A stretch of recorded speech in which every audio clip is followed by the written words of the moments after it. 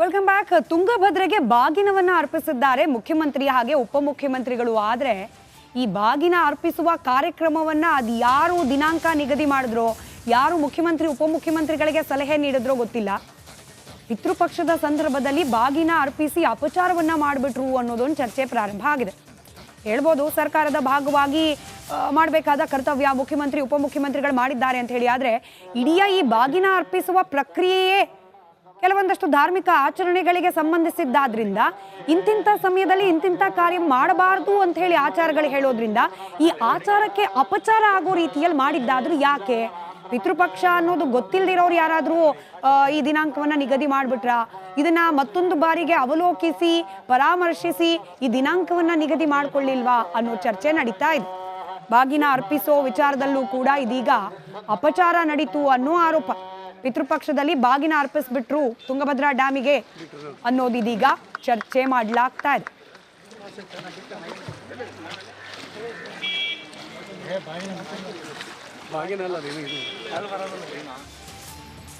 Welcome back. ತುಂಗಭದ್ರೆಗೆ ಬಾಗಿನವನ್ನ ಅರ್ಪಿಸಿದ್ದಾರೆ ಮುಖ್ಯಮಂತ್ರಿ ಹಾಗೆ ಉಪಮುಖ್ಯಮಂತ್ರಿಗಳು. ಆದ್ರೆ ಈ ಬಾಗಿನ ಅರ್ಪಿಸುವ ಕಾರ್ಯಕ್ರಮವನ್ನ ಅದು ಯಾರು ದಿನಾಂಕ ನಿಗದಿ ಮಾಡಿದ್ರೋ, ಯಾರು ಮುಖ್ಯಮಂತ್ರಿ ಉಪಮುಖ್ಯಮಂತ್ರಿಗಳಿಗೆ ಸಲಹೆ ನೀಡಿದ್ರೋ ಗೊತ್ತಿಲ್ಲ. ಪಿತೃಪಕ್ಷದ ಸಂದರ್ಭದಲ್ಲಿ ಬಾಗಿನ ಅರ್ಪಿಸಿ ಅಪಚಾರವನ್ನ ಮಾಡಿಬಿಟ್ರು ಅನ್ನೋದೊಂದು ಚರ್ಚೆ ಪ್ರಾರಂಭ ಆಗಿದೆ. ಹೇಳ್ಬೋದು ಸರ್ಕಾರದ ಭಾಗವಾಗಿ ಮಾಡಬೇಕಾದ ಕರ್ತವ್ಯ ಮುಖ್ಯಮಂತ್ರಿ ಉಪಮುಖ್ಯಮಂತ್ರಿಗಳು ಮಾಡಿದ್ದಾರೆ ಅಂತ ಹೇಳಿ. ಆದ್ರೆ ಇಡೀ ಈ ಬಾಗಿನ ಅರ್ಪಿಸುವ ಪ್ರಕ್ರಿಯೆಯೇ ಕೆಲವೊಂದಷ್ಟು ಧಾರ್ಮಿಕ ಆಚರಣೆಗಳಿಗೆ ಸಂಬಂಧಿಸಿದ್ದಾದ್ರಿಂದ ಇಂತಿಂಥ ಸಮಯದಲ್ಲಿ ಇಂತಿಂಥ ಕಾರ್ಯ ಮಾಡಬಾರ್ದು ಅಂತ ಹೇಳಿ ಆಚಾರಗಳು ಹೇಳೋದ್ರಿಂದ ಈ ಆಚಾರಕ್ಕೆ ಅಪಚಾರ ಆಗೋ ರೀತಿಯಲ್ಲಿ ಮಾಡಿದ್ದಾದ್ರೂ ಯಾಕೆ? ಪಿತೃಪಕ್ಷ ಅನ್ನೋದು ಗೊತ್ತಿಲ್ಲದಿರೋರು ಯಾರಾದ್ರೂ ಈ ದಿನಾಂಕವನ್ನ ನಿಗದಿ ಮಾಡ್ಬಿಟ್ರ, ಇದನ್ನ ಮತ್ತೊಂದು ಬಾರಿಗೆ ಅವಲೋಕಿಸಿ ಪರಾಮರ್ಶಿಸಿ ಈ ದಿನಾಂಕವನ್ನ ನಿಗದಿ ಮಾಡ್ಕೊಳ್ಳಿಲ್ವಾ ಅನ್ನೋ ಚರ್ಚೆ ನಡೀತಾ ಇದೆ. ಬಾಗಿನ ಅರ್ಪಿಸೋ ವಿಚಾರದಲ್ಲೂ ಕೂಡ ಇದೀಗ ಅಪಚಾರ ನಡೀತು ಅನ್ನೋ ಆರೋಪ. ಪಿತೃಪಕ್ಷದಲ್ಲಿ ಬಾಗಿನ ಅರ್ಪಿಸ್ಬಿಟ್ರು ತುಂಗಭದ್ರಾ ಡ್ಯಾಮಿಗೆ ಅನ್ನೋದು ಇದೀಗ ಚರ್ಚೆ ಮಾಡಲಾಗ್ತಾ ಇದೆ.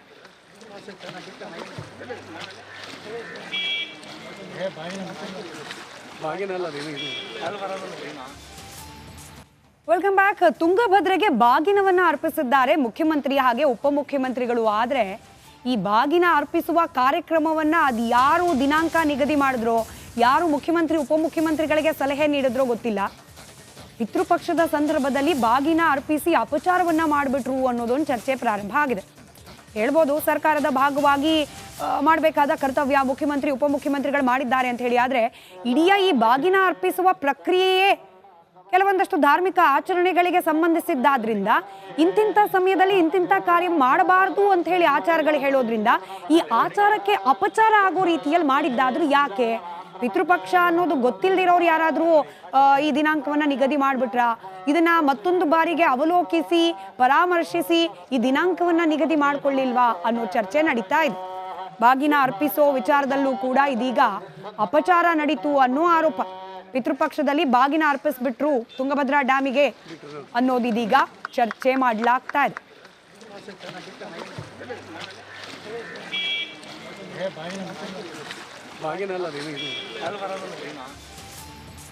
Welcome back. ತುಂಗಭದ್ರೆಗೆ ಬಾಗಿನವನ್ನ ಅರ್ಪಿಸಿದ್ದಾರೆ ಮುಖ್ಯಮಂತ್ರಿ ಹಾಗೆ ಉಪಮುಖ್ಯಮಂತ್ರಿಗಳು. ಆದ್ರೆ ಈ ಬಾಗಿನ ಅರ್ಪಿಸುವ ಕಾರ್ಯಕ್ರಮವನ್ನ ಅದು ಯಾರು ದಿನಾಂಕ ನಿಗದಿ ಮಾಡಿದ್ರೋ, ಯಾರು ಮುಖ್ಯಮಂತ್ರಿ ಉಪಮುಖ್ಯಮಂತ್ರಿಗಳಿಗೆ ಸಲಹೆ ನೀಡಿದ್ರೋ ಗೊತ್ತಿಲ್ಲ. ಪಿತೃಪಕ್ಷದ ಸಂದರ್ಭದಲ್ಲಿ ಬಾಗಿನ ಅರ್ಪಿಸಿ ಅಪಚಾರವನ್ನ ಮಾಡಿಬಿಟ್ರು ಅನ್ನೋದೊಂದು ಚರ್ಚೆ ಪ್ರಾರಂಭ ಆಗಿದೆ.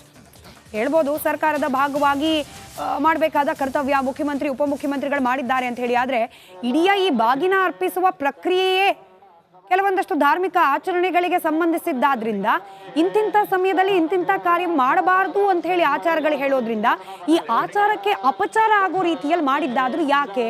ಪಿತೃಪಕ್ಷ ಅನ್ನೋದು ಗೊತ್ತಿಲ್ಲದಿರೋರು ಯಾರಾದ್ರೂ ಈ ದಿನಾಂಕವನ್ನ ನಿಗದಿ ಮಾಡ್ಬಿಟ್ರ, ಇದನ್ನ ಮತ್ತೊಂದು ಬಾರಿಗೆ ಅವಲೋಕಿಸಿ ಪರಾಮರ್ಶಿಸಿ ಈ ದಿನಾಂಕವನ್ನ ನಿಗದಿ ಮಾಡ್ಕೊಳ್ಳಿಲ್ವಾ ಅನ್ನೋ ಚರ್ಚೆ ನಡೀತಾ ಇದೆ. ಬಾಗಿನ ಅರ್ಪಿಸೋ ವಿಚಾರದಲ್ಲೂ ಕೂಡ ಇದೀಗ ಅಪಚಾರ ನಡೀತು ಅನ್ನೋ ಆರೋಪ. ಪಿತೃಪಕ್ಷದಲ್ಲಿ ಬಾಗಿನ ಅರ್ಪಿಸ್ಬಿಟ್ರು ತುಂಗಭದ್ರಾ ಡ್ಯಾಮಿಗೆ ಅನ್ನೋದು ಇದೀಗ ಚರ್ಚೆ ಮಾಡಲಾಗ್ತಾ ಇದೆ.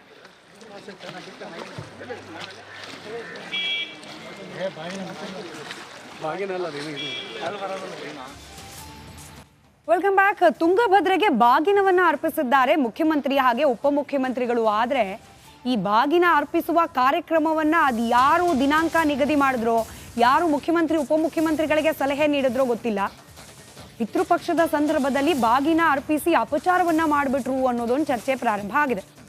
ಹೇಳ್ಬೋದು ಸರ್ಕಾರದ ಭಾಗವಾಗಿ ಮಾಡಬೇಕಾದ ಕರ್ತವ್ಯ ಮುಖ್ಯಮಂತ್ರಿ ಉಪಮುಖ್ಯಮಂತ್ರಿಗಳು ಮಾಡಿದ್ದಾರೆ ಅಂತ ಹೇಳಿ. ಆದರೆ ಇಡೀ ಈ ಬಾಗಿನ ಅರ್ಪಿಸುವ ಪ್ರಕ್ರಿಯೆಯೇ ಕೆಲವೊಂದಷ್ಟು ಧಾರ್ಮಿಕ ಆಚರಣೆಗಳಿಗೆ ಸಂಬಂಧಿಸಿದ್ದಾದ್ರಿಂದ ಇಂತಿಂಥ ಸಮಯದಲ್ಲಿ ಇಂತಿಂಥ ಕಾರ್ಯ ಮಾಡಬಾರ್ದು ಅಂತ ಹೇಳಿ ಆಚಾರಗಳು ಹೇಳೋದ್ರಿಂದ ಈ ಆಚಾರಕ್ಕೆ ಅಪಚಾರ ಆಗೋ ರೀತಿಯಲ್ಲಿ ಮಾಡಿದ್ದಾದ್ರೂ ಯಾಕೆ? ಪಿತೃಪಕ್ಷ ಅನ್ನೋದು ಗೊತ್ತಿಲ್ಲದಿರೋರು ಯಾರಾದರೂ ಈ ದಿನಾಂಕವನ್ನು ನಿಗದಿ ಮಾಡಿಬಿಟ್ರ, ಇದನ್ನ ಮತ್ತೊಂದು ಬಾರಿಗೆ ಅವಲೋಕಿಸಿ ಪರಾಮರ್ಶಿಸಿ ಈ ದಿನಾಂಕವನ್ನು ನಿಗದಿ ಮಾಡಿಕೊಳ್ಳಿಲ್ವಾ ಅನ್ನೋ ಚರ್ಚೆ ನಡೀತಾ ಇದೆ. ಬಾಗಿನ ಅರ್ಪಿಸೋ ವಿಚಾರದಲ್ಲೂ ಕೂಡ ಇದೀಗ ಅಪಚಾರ ನಡೀತು ಅನ್ನೋ ಆರೋಪ. ಪಿತೃಪಕ್ಷದಲ್ಲಿ ಬಾಗಿನ ಅರ್ಪಿಸ್ಬಿಟ್ರು ತುಂಗಭದ್ರಾ ಡ್ಯಾಮಿಗೆ ಅನ್ನೋದು ಇದೀಗ ಚರ್ಚೆ ಮಾಡಲಾಗ್ತಾ ಇದೆ.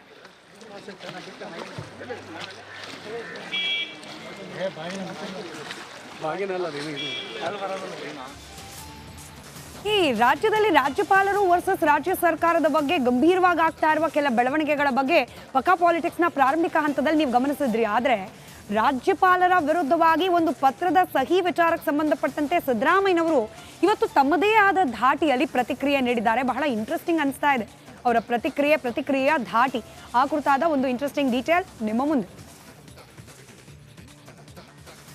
ಏನಂತ ಕಂಪ್ಲೇಂಟ್ ಕೊಟ್ಟವನೆ ಅಂತಂದ್ರೆ ನಮ್ಮ ಮೈಸೂರಿನವರು ಅವ್ರು ಯಾವಾಗಲೂ ಕನ್ನಡದಲ್ಲಿ ಸೈನ್ ಮಾಡ್ತಾ ಇದ್ರು, ಇಂಗ್ಲೀಷ್ನಲ್ಲಿ ಸೈನ್ ಮಾಡ್ಬಿಟ್ರೆ ಅದಕ್ಕೆ ಎಂಕ್ವೈರಿ ಮಾಡಿ. ಅದು ಇಶ್ಯೂನ ಇಲ್ಲ ಇಲ್ಲ ಇಶ್ಯೂ ಅಂದ್ರೆ ಅದು ನೋ ವೇ.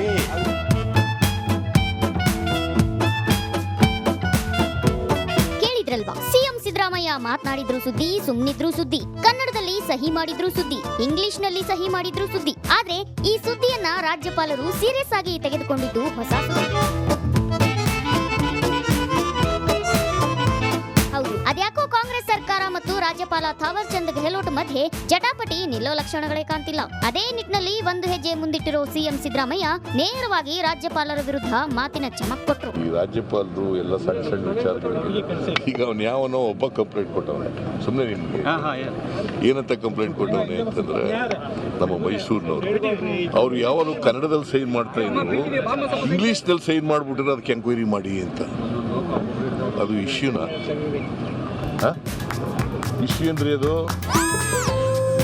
ಇಂಗ್ಲೀಷ್ನಲ್ಲಾದ್ರೂ ಮಾಡಿದ್ರು ಕನ್ನಡದಲ್ಲಾದ್ರೂ ಮಾಡ್ಬೋದು. ಇಶ್ಯೂ ಅಂದ್ರೆ ಅದು ಯಾರು ಯಾವ ಭಾಷೆಯಲ್ಲಾದ್ರೂ ಸಹಿ ಮಾಡಬಹುದು. ಅಸಲಿಗೆ ಯಾವಾಗ ಕನ್ನಡದಲ್ಲಿ ಸಹಿ ಮಾಡಬೇಕು, ಯಾವಾಗ ಇಂಗ್ಲಿಷ್ ನಲ್ಲಿ ಸಹಿ ಮಾಡಬೇಕು ಅನ್ನೋ ಸಬೂಬನ್ನ ಸಿಎಂ ವಿವರಿಸಿದ್ರು. ನಾನು ಸಾಮಾನ್ಯವಾಗಿ ಕನ್ನಡದಲ್ಲಿ ಇರ್ತಕ್ಕಂಥ ಡ್ರಾಫ್ಟ್ಗಳಿರ್ತಾವಲ್ಲ ಅವಕ್ಕೆಲ್ಲ ಕನ್ನಡದಲ್ಲೇ ಮಾಡ್ತೀನಿ. ಇಂಗ್ಲೀಷ್ನಲ್ಲಿ ಡ್ರಾಫ್ಟ್ಗಳಿರ್ತವೆ, ಸಾಮಾನ್ಯವಾಗಿ ಇಂಗ್ಲೀಷ್ನಲ್ಲಿ ಡ್ರಾಫ್ಟ್ಗಳಿರ್ತವೆ. ಬೇರೆ ರಾಜ್ಯದವರಿಗೆ ಕೇಂದ್ರ ಸರ್ಕಾರಕ್ಕೆ ಬರೀಬೇಕಾದಾಗ ಇಂಗ್ಲೀಷ್ನಲ್ಲಿ ಮಾಡ್ತೀನಿ. ಅಲ್ರಿ, ಅಂತ ಕ್ಷುಲ್ಲಕ ವಿಚಾರಕ್ಕೆ ರಿಪೋರ್ಟ್ ಕೇಳಿದ್ರೆ ಹೇಗೆ ಅನ್ನೋ ಮೂಲಕ ರಾಜ್ಯಪಾಲರಿಗೆ ಸಿದ್ದರಾಮಯ್ಯ ಟಾಂಗ್ ಕೊಟ್ರು. ಅದು ತಪ್ಪೇನು ಅದರಲ್ಲಿ? ನಿಮ್ಮ ಪ್ರಕಾರ ತಪ್ಪ? ಅಂತ ಸಣ್ಣ ವಿಷಯ, ಅಂತ ವಿಚಾರಗಳು, ಅಂತ ಕ್ಷುಲ್ಲಕ ವಿಚಾರಗಳಿಗೂ ಕೂಡ ರಿಪೋರ್ಟ್ ಕೇಳಿದ್ರೆ ಹೇಳಪ್ಪ, ನೀವೇ ಹೇಳ್ರಿ. ಯಾಕೆ ಸರ್ ಈ ತರ ಅಂತ? ಯಾಕೆ ಈ ತರ ರಾಜ್ಯಪಾಲ? ನೀನೇ ಬರೆಯ ಯಾಕೆ? ಒಟ್ನಲ್ಲಿ ಸಿದ್ದರಾಮಯ್ಯ ಮತ್ತು ರಾಜ್ಯಪಾಲರ ನಡುವಿನ ಈ ಪಾಲಿಟಿಕ್ಸ್ ನಿಲ್ಲೋ ಹಾಗೆ ಕಾಣ್ತಿಲ್ಲ. ರಾಜಕೀಯದಲ್ಲಿ ಇದು ಇನ್ಯಾವ ರಗಳಿಗೆ ಕಾರಣವಾಗುತ್ತೋ ದೇವರೇ ಬಲ್ಲ. ಇಂಗ್ಲೀಷ್ನಲ್ಲಿ ಸೈನ್ ಮಾಡ್ಬಿಟ್ರೆ ಅದಕ್ಕೆ ಎಂಕ್ವೈರಿ ಮಾಡಿ ಅಂತ. ಅದು ಇಶ್ಯೂನ bureau report, Republic Kannada. Issue ಅಂದ್ರೆ ಅದು